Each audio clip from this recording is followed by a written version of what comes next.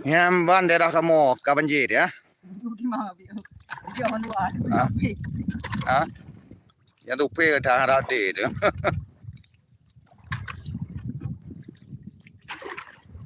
Ya, daerah kamu. Nyo baru kahwin ni lagi nyo. Tapi detak kamu pegah cara. Ya, kalau saya ada hal lagi nyobot. Kecamatan Bentai Beleri ya.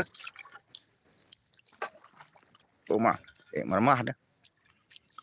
Kalau ni yan supir.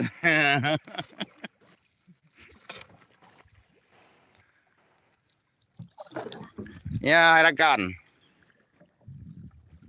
Bala yang gebila Allah tanda dunia kerap kiamat no. Gebi iraya rata daerah. Tapi manusia hana sadar. Yang butuh lagi agaknya juga. Itu lawannya. Itu kalau hai cohai. Oh, tengah berat ya, tengah kekala pesta. Kan keperai lalu. Kalau tupai nampak, terus tupai nampak bantu ke air kemaya boleh. Ha? Nak kalau. Ya, dia baru kahwin no.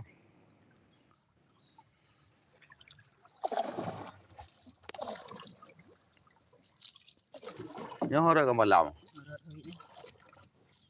Mai được biar.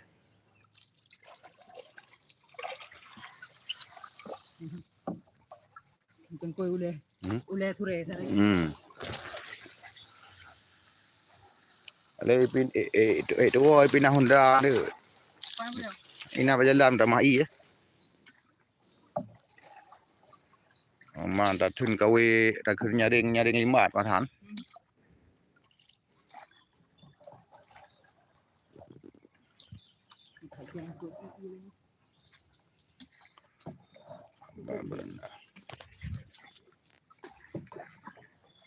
Yang bang gebila Allah kedua kali ya.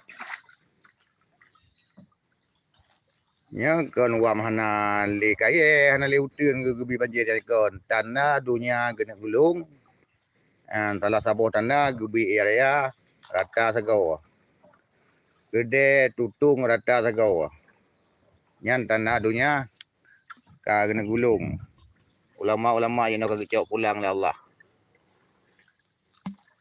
Paling-paling tinggal dekat-dekatnya tu. Bawang. Oh, ya lu. Ya, dengan rekan. Ya, kecamatan Pantai Beleri mana tu? Betul nak cakap timu. Saya timu baju kamu nak. Ladum uap melake nam tu me berbanjir, menggebi banjir sampai. Ha? Bana berbanjir ke pengai ke? Gebi banjir ke? Doa penakan. Kau ulun mukminin doaun. Perkataan ulun mukmin doa.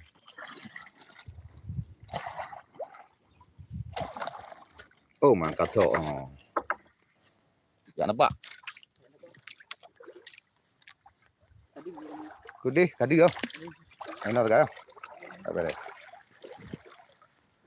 Nanti dah.